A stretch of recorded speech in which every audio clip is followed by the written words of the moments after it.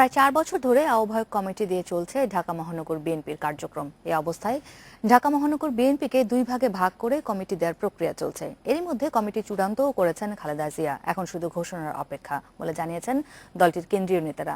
দুই ভাগে কমিটি হলে আন্দোলন চাঙ্গা হবে বলে মনে করেন কেন্দ্রীয় নেতারা। বিগত বিভিন্ন আন্দোলনে জেলা পর্যায়ে বিএনপি নেতাকর্মীদের মাঠে দেখা গেলেও ঢাকার নেতাকর্মীরা ছিলেন অনেকটাই নিষ্ক্রিয়। এ নিয়ে দলের ভেতরে বাইরে সমালোচনাও রয়েছে। তাই আগামী নির্বাচন সামনে রেখে মহানগর কমিটিকে ঢেলে সাজানোর উদ্যোগ নিয়েছে বিএনপি। দলের কার্যক্রমে গতি আনতে মহানগরকে দুই ভাগ করে উত্তর ও দক্ষিণে নতুন কমিটি করা হচ্ছে। ঢাকা মহানগর দক্ষিণের সভাপতি পদে হাবিবুন নবী খান সোহেল বা আব্দুস সালামকে দায়িত্ব দেওয়া হতে পারে। সাধারণ সম্পাদক পদে দেখা যেতে পারে ইউনুস মৃধা বা নবিউল্লাহ নবীকে। উত্তরে এম এ কাইয়ুম সভাপতি ও আহসানুল্লাহ হাসান সাধারণ সম্পাদক হওয়ার সম্ভাবনা রয়েছে। নিচ থেকে উপর পর্যন্ত এখন সকল দলের মধ্যেই একটা পথ চাই, একটা আইডেন্টিটি চাই।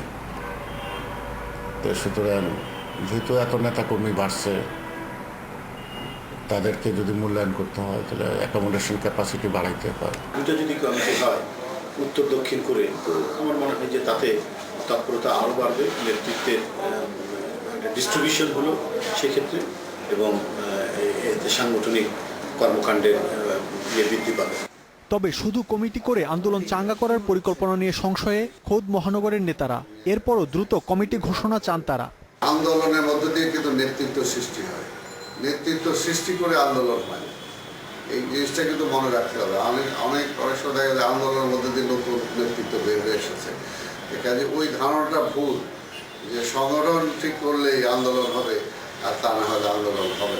1 বছর থেকে যে হয়ে যাচ্ছে এতে করে একটা নেতা কর্মীর মধ্যে একটা হতাশ ভাব আসছে, একটা ডিসিপ্লিনও ব্যাহত হচ্ছে।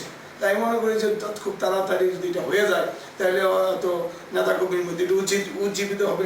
দলের শীর্ষ পর্যায়ের কাছে মহানগর নেতাদের প্রত্যাশা, যোগ্যতা অনুযায়ী নেতৃত্ব বন্টন হবে নতুন কমিটিতে। মাহমুদ শরীফ, ইন্ডিপেন্ডেন্ট নিউজ, ঢাকা।